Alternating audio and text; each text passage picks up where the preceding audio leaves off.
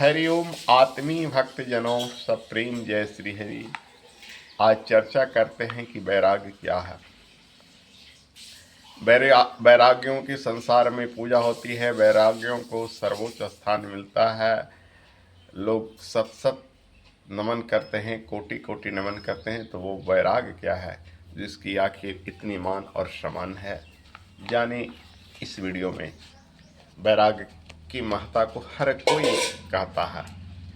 दुनिया में राग होना ही सब दुखों का कारण है और वैराग होना ही सब कष्टों का निवारण है, ऐसा भी सुना जाता है, कहा जाता है। राग क्या है और वैराग क्या है, जानिए।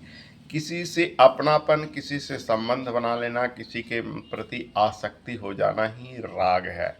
और वैराग, उससे विरक्ति को ही वैराग कहते हैं। किसी से अपनापन नहीं, कोई अपना नहीं, ईश्वर के सिवा कुछ भी नहीं। जैसे भगवान शिव पार्वती माता से रामायण में कहते हैं, ओ माँ कहु मैं अनुभव अपना, सत हरि भजन जगत सब सपना। हे पार्वती, हे गौरी, हे शैल कुमारी, मैं अपना अनुभव तुम्हें कह रहा हूँ। यह जगत सपना है, यानी इससे कोई आसक्ति न रखो, कोई राग नहीं रखो।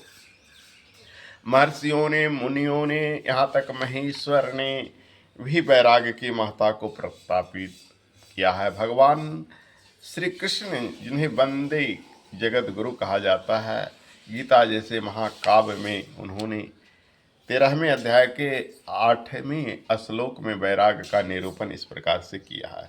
इंद्रियार्थेषु वैराग्यम अहंकार एवच जन्म मृतो जरा व्याधि दुख दोषानुदर्शनम।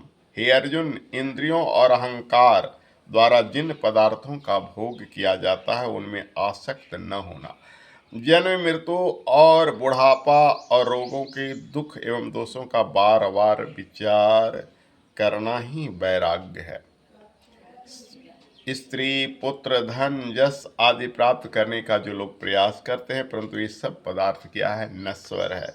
इस बात की अनुभूति जिस व्यक्ति को होने लगती है, उसके हृदय में अपने आप वैराग उत्पन्न हो जाता है। संसार की इच्छाओं के अभाव को ही हम वैराग्य कह सकते हैं। मन की उदासीन अवस्था का नाम ही वैराग्य है।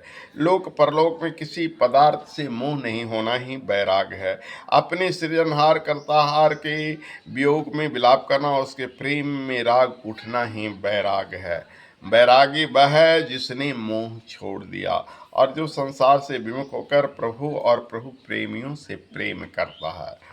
जो इच्छा और कामना से रहित है, जिसकी मोह कभी नहीं होता, वह वैरागी है। जो व्यक्ति मोह में व्याप्त है, उसकी कभी वैराग हो ही नहीं सकता। दुविधा में दोनों गए, कहा गया है, दुविधा में दोनों गए माया मिली नवराम।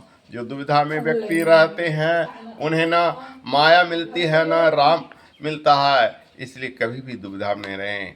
या तो राग करें या वैराग करें।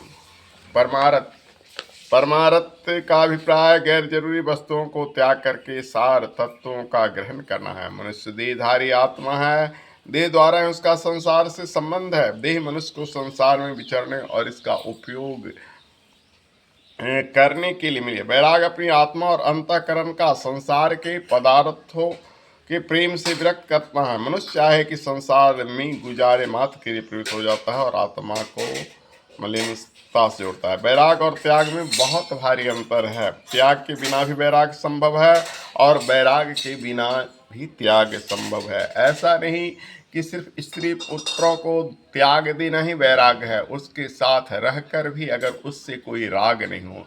जैसे महर्षि राजा जनक महर्षि कहे जाते थे, विदेह कहे जाते थे, क्योंकि वो परिवार के बीच में रहकर भी, समाज के बीच में भी रहकर भी उन्हें राग नहीं उत्पन्न हुआ। जैसे कमल कीचड़ में उत्पन्न होता है, लेकिन उसमें न कीचड़ लगता है न जल एक बूंद लगता है, जल में रहते हुए कमल निर्लिप्त है। वैसे ही मनुष्य चाहे तो संसार में रहकर, घर परिवार में रहकर, अगर उसके प्रति आसक्ति न रखे, उसके प्रति प्रेम न रखे, उसके प्रति मोह न रखे, तो वो सच्चा वैरागी है। कहते हैं कि दुनिया से अलग हो जाना, यह कोई वैराग क्या है। भीड़ से अलग होकर साधना तो सभी करते हैं, एकांत में जप तो सभी करते हैं, लेकिन जप तो उन्हीं की सार्थक है जो एकदम बीच चौराहे पर जहां गाड़ियों की शोरगुल हॉर्न की आवाज़ हो, अगर वहां आप ध्यान लगा लें और जप कर लें तो आप सच्चे जपी कह जाएंगे। कहते हैं धारा के अनुकूल तो हर कोई चलता है, लेकिन धारा के प्रतिकूल जो चले, यानी नदी के बीच धारा में जिधर से नदी का बहाव है उसके उल्टी दिशा में उस पानी को चीरते हुए चल जाना ही सच्चे तैराक का कारण है।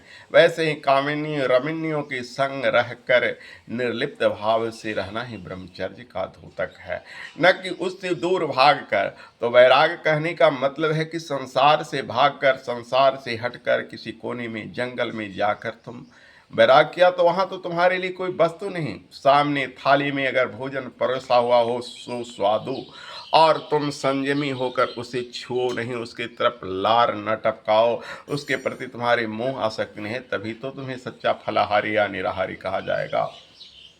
इसलिए बंधुओं, वैराग का सार्थक अर्थ यही है, किसी के प्रति राग नहीं। अगर आप सच्चे निराहारी कहलाते हो तो सामने भोजन व्यंजन बहुत प्रकार के हो और हमें उसके प्रति आसक्ति न हो तो हम निराहारी फलाहारी कहे जा सकते हैं। वैसे ही संसार की हर वस्तु हमारे सामने हो, हमारे आंखों के सामने हो, हमारे बिल्कुल करीब हो और हमें उनसे कोई राग न हो, उनके प्रति कोई मोह न हो, उनके प्रति कोई आसक्ति नहीं हो, तो हम उसके बीच में रहकर भी सच्चे वैरागी हो सकते हैं। हरि ओम।